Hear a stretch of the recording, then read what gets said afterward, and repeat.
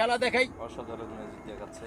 যে মেয়েটা তোমাকে ভালোবাসে, তুমি মেয়েটাকে ভালোবাসো, মেয়েটা কিছুদিন পর দেখা যায় যে অন্য ছেলের সঙ্গে ভালোবাসে, তোমারে আর নিল না। তাই দেখুন, এই মেয়েটার নাম হলো হাজরা খাতুন আর ছেলেটার নাম হলো রিপন বাবু। এখন রিপন বাবু এই মেয়েটাকে ভালোবাসে, এই মেয়েটা দূরে চলে গেছে।